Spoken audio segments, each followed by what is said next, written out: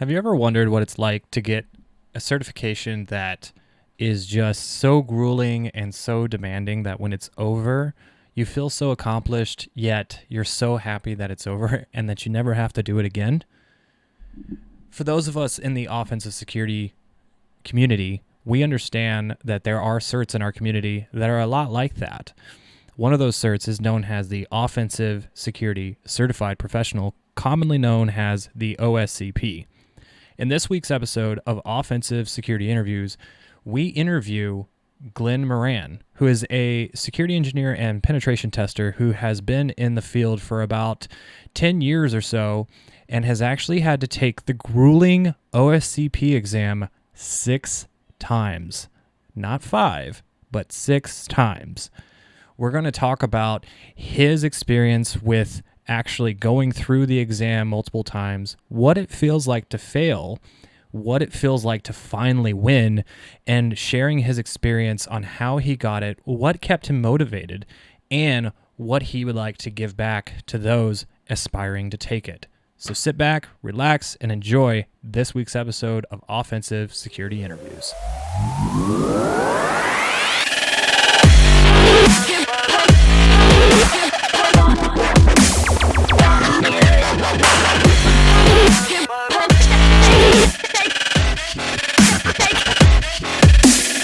One of the first questions we asked Glenn in the interview is what was his purpose for getting OSCP and what was the main driving factor of getting the OSCP?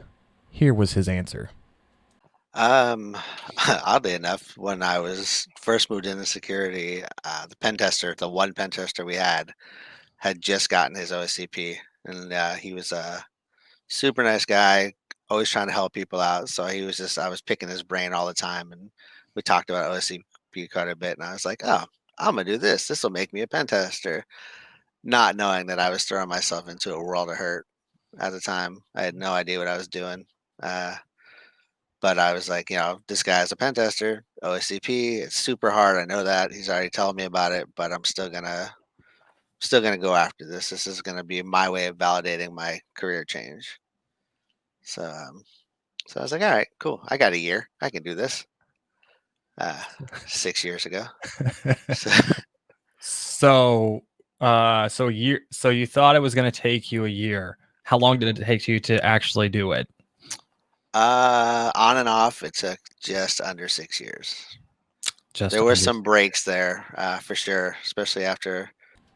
6 years, folks. 6 years to get this certification under his belt. That's a long time.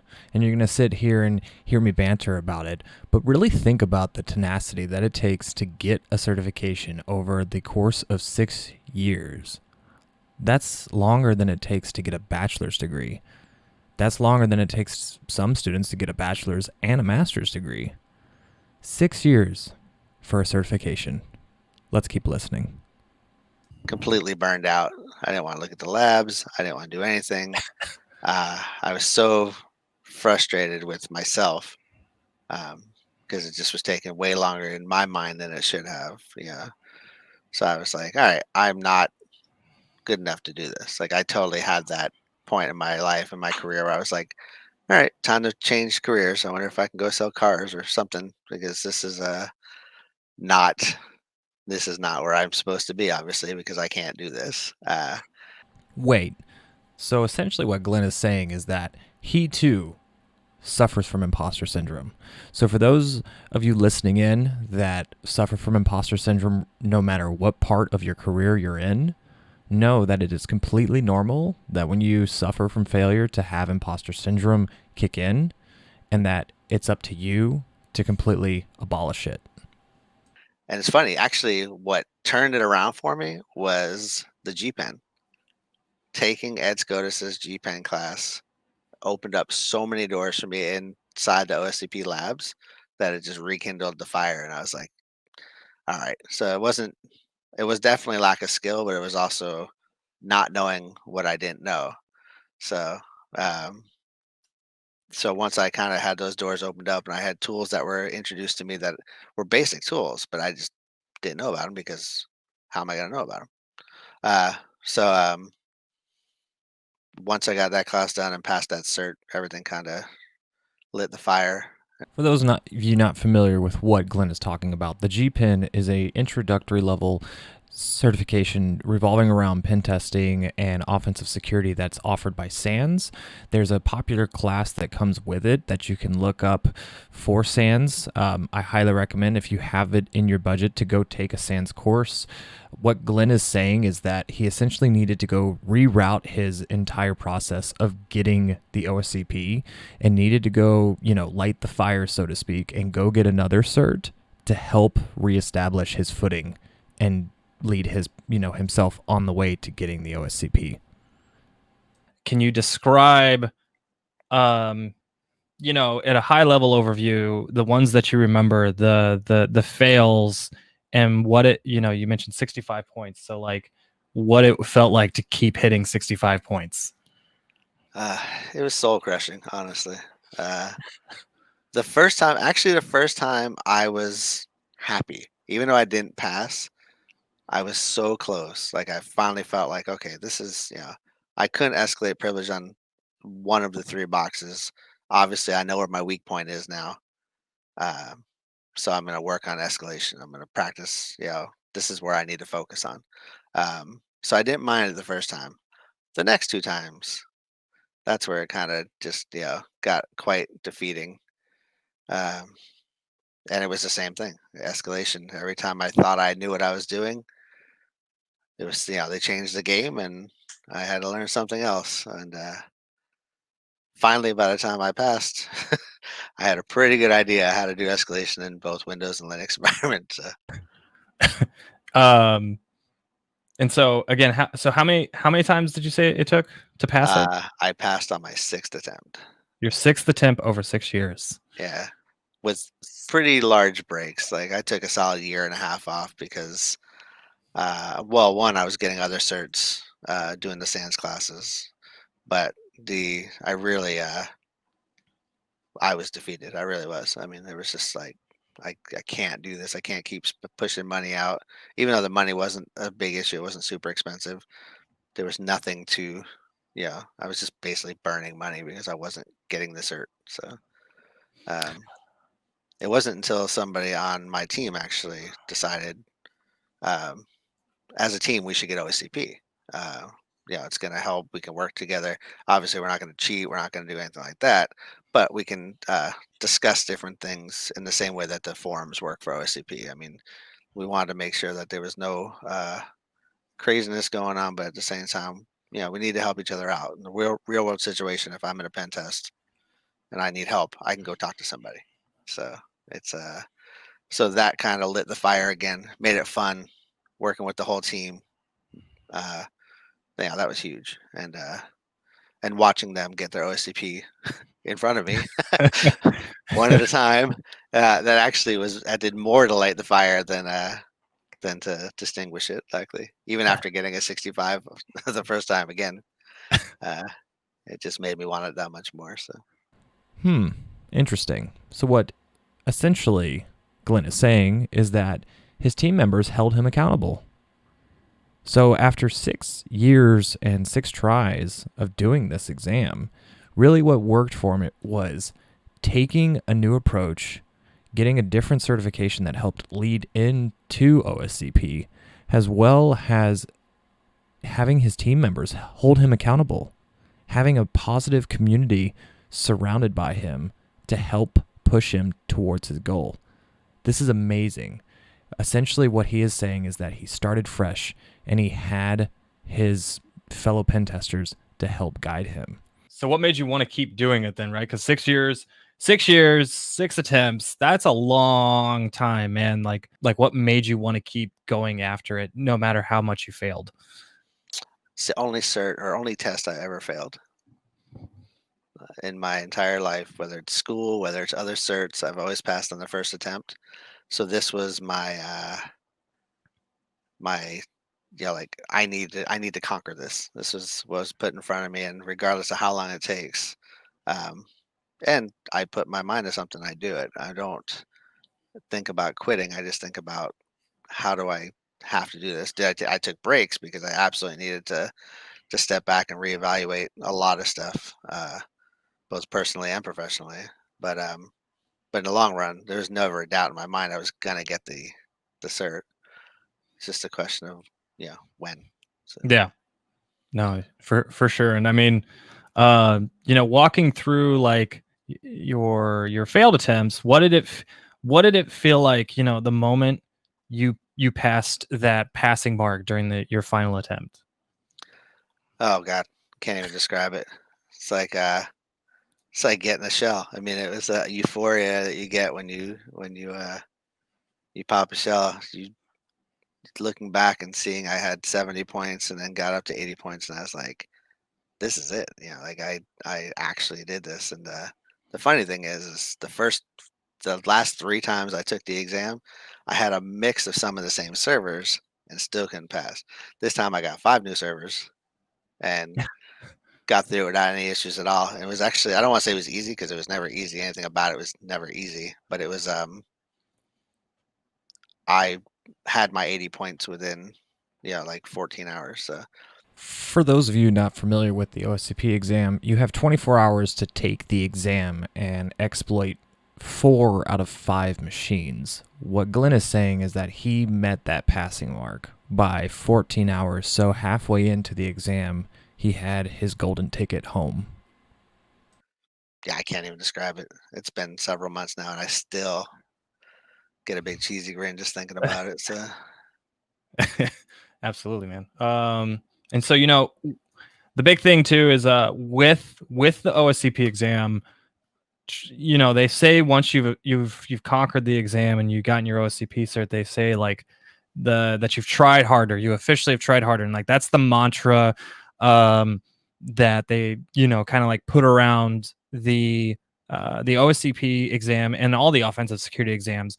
And I've spoke to a lot of people, including myself, about like, I'm speaking to myself, but about the offensive security mantra of try harder and like what it means.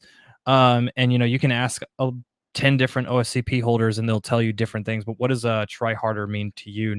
it pretty much means, and it sounds stupid, but exactly that. Like you have blocks in your knowledge that you need to unblock. I mean, I had issues that, all try harder meant to me was I haven't encountered this yet. So I need to go study on this more. I need to figure out why something's not working the way it's supposed to be working. It means you're not just going to be able to run. You can't be a script kiddie. You have to be able to modify or write an exploit. You have to be able to understand what you're doing behind the scenes instead of just taking a test like some of the other certs out there where you don't have to necessarily know the stuff cold to pass the cert. This stuff you do. You have to at least know enough to, there's no help out there. There's no if you can't do it on your own, then try harder. You'll get there next time. So or the sixth time. So or the or yeah, the sixth yes, time. eventually. So So with the whole try harder mantra, then and the way how it fits with the people that are taking the exam and have passed the exam, they say you even get a folder, right, that says you've tried harder.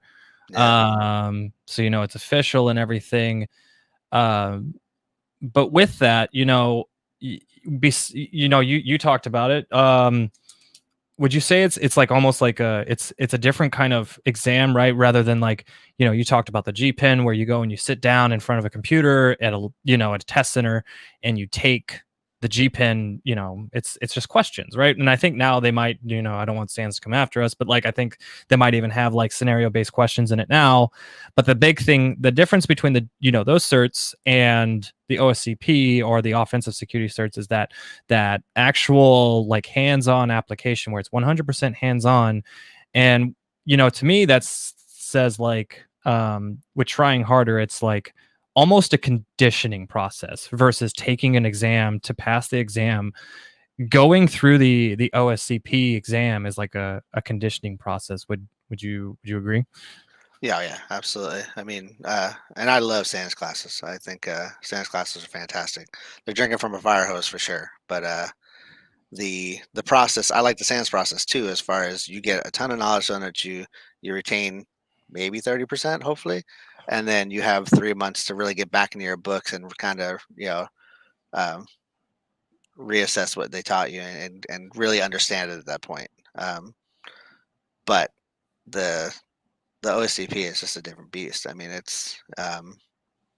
there is no textbook that you can go file. They have a PDF, sure, but it's not the same as here's something that I need to do. There's no notes out there. It's purposely, they make sure that nobody puts notes out there, nobody puts anything out there to help you. They want you to really have to know this stuff cold. And to me, I mean that's key because I've taken what I've learned in OSCP into my daily, you know, pen testing routines, and it's made a difference. I've become a better pen tester because of that class, um, or that cert.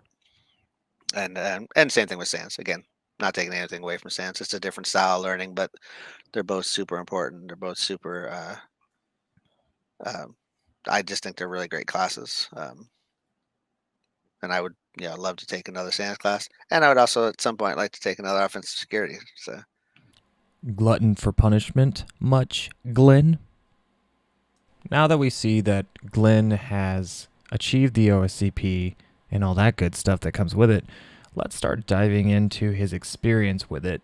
More exclusively, his experience with the PWK course, which is the course that complements the OSCP exam. Counterpart to OSCP, right? Because you don't take the OSCP course, you take the PWK. What was your memorable part of PWK and how it, helped guide you, I guess, to take the OSCP? um, the PWK, as far as the document, is that what you're talking No, about? the, The the video? well, the Well, labs. is that what I guess that is the labs. I always just put in my head, it just meant pen testing with Cali, uh, which I don't know if that's what it actually stands for or not, but that's what it just always stuck out in my head. Yeah, Uh, no, yeah, it's the pen testing with Cali Labs. Sorry, I probably should have been yeah. more scripted. Oh yeah, the labs. I love the labs. The first time I jumped in there for the first few times, the first 90 days, uh, man, talk about a kid in a candy store. It was so much fun. Um, and going through the PDF and just kind of, I thought the labs were fantastic. I didn't do the new ones that they've done. Uh, they've completely changed up the course now and added some newer stuff and active director stuff I wasn't a part of. But I did get into the second phase of it though. I started in the first phase, and then in the middle of it, they changed all the servers to new servers. So some of my hacks were invalidated because they were super easy the first time, and then they got rid of that particular path the second time. So my notes didn't necessarily work, but uh, but it actually Keeping made those. me again. It made me better because I had to go and repop those machines with the correct way and not something simple like MS-80 or whatever. Net Oh, API, yeah, the what is it? MS-67. Sorry, The 067. 7. Yeah. Yeah. Come on, man. Oh man, I Uh got like five. My first 5 boxes I popped were because of that. Run the Metasploit, one and done. I'll tell you what, even though it's lame, it was the biggest confidence boost just to get a shell. The first shell in the lab was like, okay, even though it was a script, even though it's a one and done boot to root type deal, I still had to find it. I still had to understand what I was doing to do that. And that just kind of, yeah. And at the time, I was a total noob, like I said, not even close. So finding that one shell, one way in was like, okay, I belong here. It was a huge confidence boost. It's not really true. I didn't belong there at the time because it was totally a script kiddie move, but it gave me the confidence to try harder. So, and then, and, uh, and really understand and made me want to go understand what that did, like go behind the scenes, look at the code and see why it worked the way it worked. And that just kind of Mhm. boosted my whole mentality and for OSCP on like I need to figure out the behind the scenes stuff. I need to figure out why this stuff works the way it works. Yeah, so, you're talking about, like, skill sets and stuff that you learned during the exam, or, well, not during the exam, but you're talking about skill sets that you're learning during the labs. To those looking to get the cert, the OSCP, what would you say they should learn, before they pick up the PWK? Like, what are some great ways for them to prep themselves before diving into PWK? One of the greatest things in today's era is that the OSCP, with it becoming very, very popular, is there are a lot of other resources too that help complement the PWK course. This is the reason why I asked Glenn this, because a lot of us looking to get the OSCP need more than just the PWK to help guide us to the road to OSCP. So let's go ahead and take a listen to what Glenn has to say. I would absolutely go to TryHackMe, and they have an OSCP path that you can follow through, which is really good. They have a lot of, like, for me, I would have loved the just the basics of Linux, because I had never touched Linux until I got into security. So they have, they just have a bunch of refresher courses and classes that you can do. That some of them are free, some of them cost $10 a month, but it's still it was huge for me. Even this last time when I finally got the OSCP, I spent probably a month before my exam going through a bunch of different privilege escalations on TryHackMe. So that was huge for me, and Hack the Box as well. I mean, I've been in Hack the Box for a while, and I like the two different ways that you can do things. I like, Hack the Box is definitely more of an OSCP feel, but TryHackMe is holds your hand a little bit more and kind of explains why things are the way they are. So if you're looking for that general knowledge, that's definitely the way to go for me. I would recommend those two sites to anybody. What are some great ways or some great certs to kind of like build that confidence boost in that, in terminology and technical I guess experience that OSCP enthusiasts can take before they go and take the OSCP? The ones that I know of, if you have a company that's willing to shell out the money, GPen and GWAP were both really big for me, just to get a general understanding of pen testing networks and pen testing the web, and some of the tools that are used literally every day. That it's all laid out for you. The price is steep, but I think the knowledge that you gain from it is worth it. I think some of the SANS instructors are phenomenal, not just in the course that they're teaching, but just they're there for you. You can walk up to any one of them after class and pick their brain, and they're just extremely knowledgeable people. So so those two, I mean, those are huge for me. If I didn't get those two, I don't think I would have gotten OSCP. I think I would have still be floundering with basic stuff that I hadn't learned yet. Yeah.